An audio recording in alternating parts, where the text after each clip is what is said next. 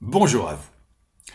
La lutte des classes est une des idées maîtresses du manifeste du Parti communiste, un tout petit livre publié en 1848 et attribué à deux philosophes allemands, Karl Marx et Friedrich Engels. En réalité, c'est principalement Marx qui se charge en 4 jours à peine de la rédaction du texte et, comme Engels le reconnaît lui-même dans la préface à l'édition allemande de 1883, dans la mesure où les idées fondamentales et directrices explicitées dans ce livre appartiennent exclusivement à Marx, on considère souvent que c'est lui le véritable auteur de ce manifeste. Un manifeste qui est considéré aujourd'hui comme une des œuvres les plus importantes de la philosophie politique. L'idée de lutte des classes n'est pas une invention de Marx. Elle se trouve déjà chez certains historiens français du XIXe siècle, comme par exemple François Guizot et Augustin Thierry, que Marx a lu et à qui il va emprunter ce concept qui deviendra fondamental chez lui puisqu'il intervient dès le tout début du manifeste, lorsque Marx écrit que l'histoire de toute société jusqu'à nos jours, c'est l'histoire de la lutte des classes. Les classes dont il est question ici, ce sont les classes sociales. Et parmi les classes sociales, il y en a deux principales, qui sont d'ailleurs présentées comme antagonistes. D'un côté, la classe capitaliste des bourgeois, et en face, la classe des prolétaires, des travailleurs. La classe capitaliste, c'est la classe qui est propriétaire des moyens de production. C'est la classe dominante, celle qui possède le capital, l'argent, et qui dispose ainsi du pouvoir de faire travailler les autres à son profit. C'est la classe des bourgeois, des propriétaires, des patrons, des capitalistes. C'est la classe qui s'enrichit, c'est la classe des oppresseurs. La classe des prolétaires, c'est la classe qui ne possède pas de capital, celle qui a peu ou pas d'argent, celle qui en définitive ne possède rien d'autre que sa force de travail. Cette deuxième classe étant obligée de travailler pour la première si elle veut recevoir un salaire et pouvoir vivre.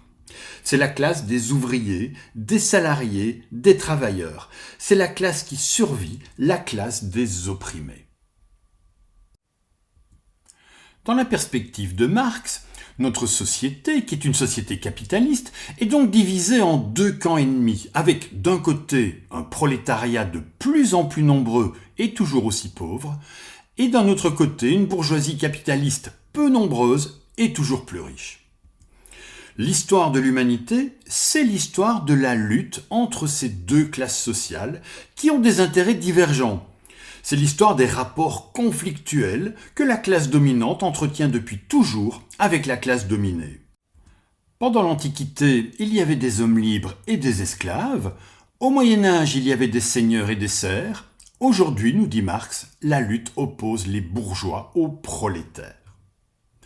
En réalité, dans d'autres ouvrages, Marx distinguera jusqu'à 7 et parfois même 8 classes ou fractions de classes, parmi lesquelles on peut par exemple citer la bourgeoisie financière, la bourgeoisie industrielle, les fonctionnaires ou encore les petits commerçants.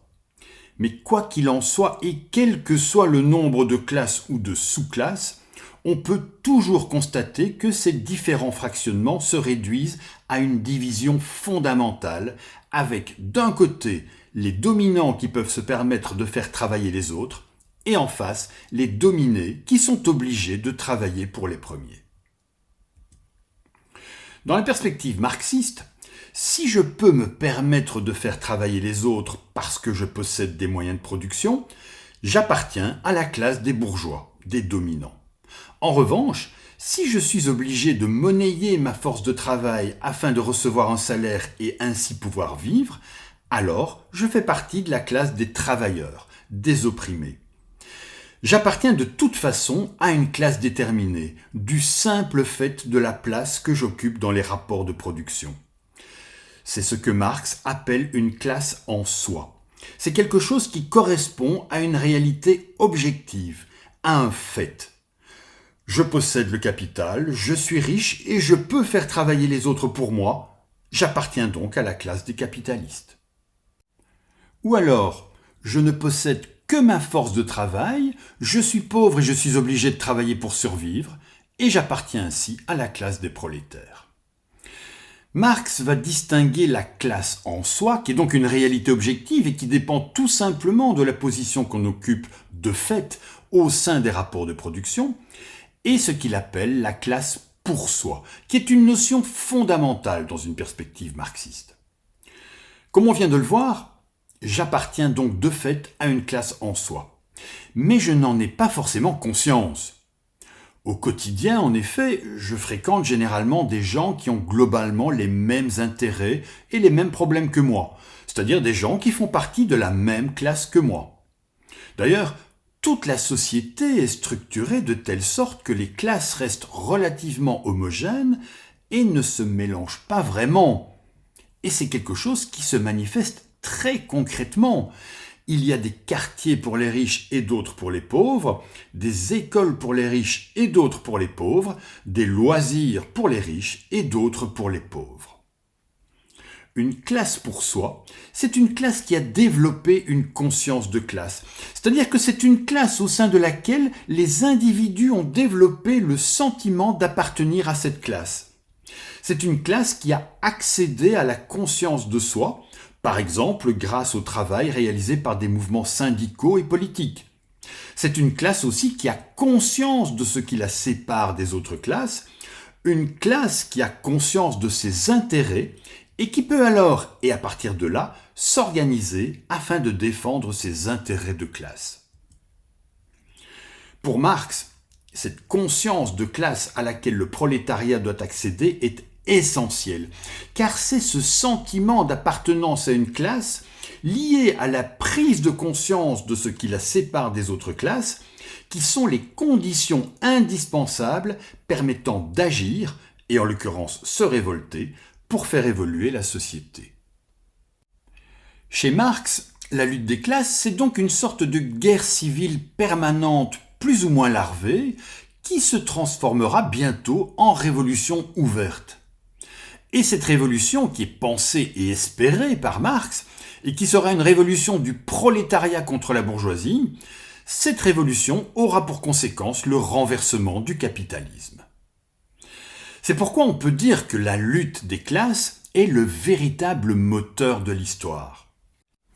Elle est le véritable moteur des transformations des sociétés puisqu'elle est au fondement même de cette révolution.